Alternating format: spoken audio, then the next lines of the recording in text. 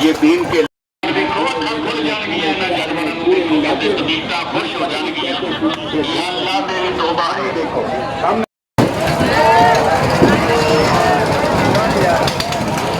बहुत देखो इसे बना ही नहीं बनाए सारे बनाए।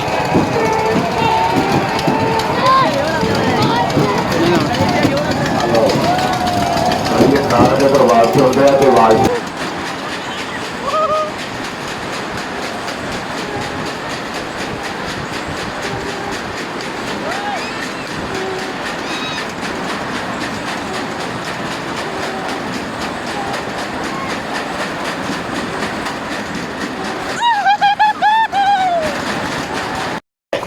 ये दीन के फोटो नमूने तस्वीर अंदर सब जानवर जिंदे जागते देखो अल्लाह की मेहरबानी ना।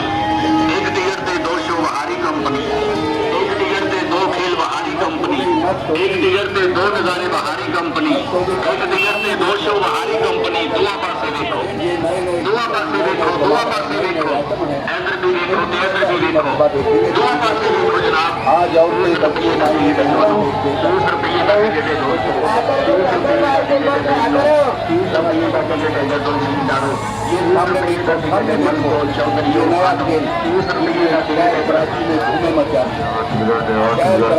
घूमे मचा दी।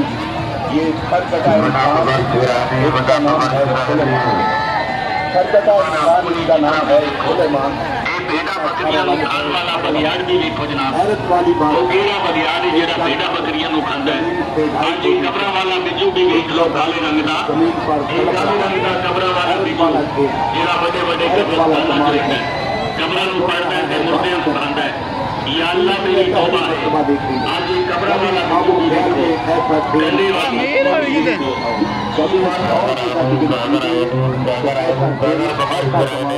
आपको कोई तमाशे वाला नहीं दिख रहा। ये खेल आपको दिख रहा है जिसका नाम है गैर मुल्की जानवर आए ने जनाब। गैर मुल्की जानवर आए ने, नवे नवे जानवर आए ने, नवी नवी चीज़ां। ये बड़े सोहने सोहने जानवर ने, बड़े प्यारे प्यारे जानवर ने। जिंदगी में पहली बार देखोगे दोस्तों गैर मुल्की जानवर आए इस कंपनी के अंदर।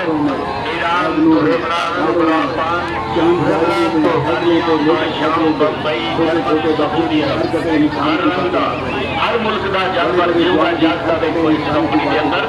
सामने देखो, सामने देखो, सामने देखो, दुनिया देख रही। ये छोटी छोटी बेटियों के अंदर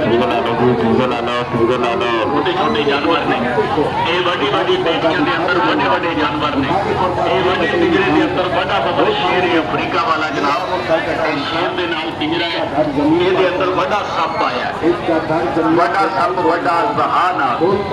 ये बड़ा सप आया ईरान के पहाड़ा में रहने वाला, ईरान के पहाड़ा में रहने वाला बड़ा सप जिन्हों 4 जोड़ियों ने बीना बजा बजा के पहाड़ा के नस नस के पहाड़ा में डिग डिग के बड़ी बड़ी बड़ी बड़ी बड़ी बड़ी बड़ी बलाई